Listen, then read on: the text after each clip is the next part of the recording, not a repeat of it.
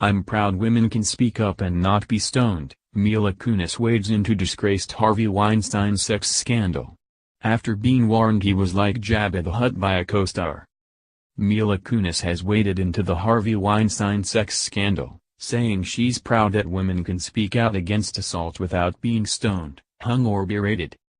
The actress, 34, also claimed the abuse of women is prevalent in all industries, but she feels that women's voices are the loudest they've ever been right now.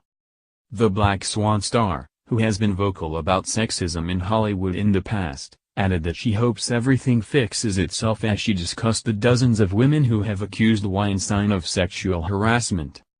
The abuse of women exists in all industries, it's just the way the world works, she told iWeekend. We just happen to have a platform and our voice is the loudest right now. Mila added, I'm proud of everybody who's standing up, and I'm also proud of the fact that we're living in a country where women are able to speak up and not get stoned or hung or berated on the streets. I love this about this country. There are many faults that are currently happening in the world and this is not one of them. So I'm really proud of that. Kunis reflected on how past practices of accepted sexism have been quashed as she expressed hope that present abuse of women can be stopped. Hopefully it fixes itself out.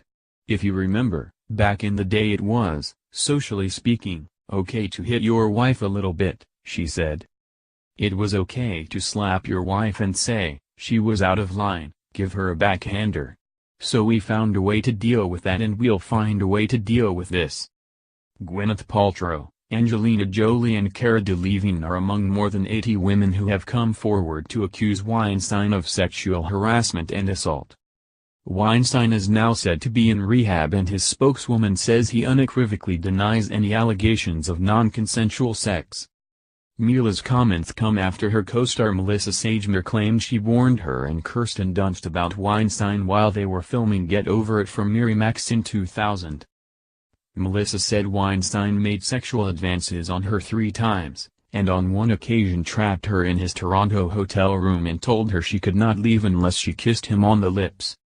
Those lips were peeling at the time from the Accutane he was taking, Sagemere told HuffPost, describing her alleged attacker as a lizard and Jabba the Hutt. The actress was 24 at the time and Weinstein, whose first wife Eve Chilton and 3 young daughters were back home in New York City, was 3 decades her senior. I was definitely talking about it when we would go out with the cast because I was trying to warn the other girls, and I was trying to be tough about it and make a joke about it, said Sagemere, who starred alongside Kirsten Dunst and Mila Kunis in the picture. Mila previously penned an open letter to a producer who she claimed told her to pose half-naked on the cover of a men's magazine to promote a film. When she refused, the producer reportedly threatened her by saying, "You'll never work in this town again." She has since launched an attack on sexism in Hollywood in an open letter published on 8plus, a media site co-founded by husband Ashton Kutcher. It's what we are conditioned to believe, that if we speak up, our livelihoods will be threatened, that standing our ground will lead to our demise, she wrote. We don't want to be kicked out of the sandbox for being a BH.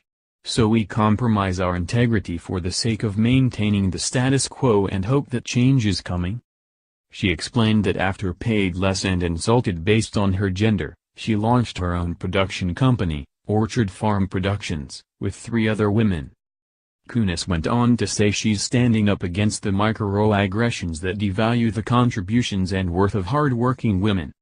She added that s.h. hopes to use her voice to allow women in the workplace to feel a little less alone and more able to push back for themselves.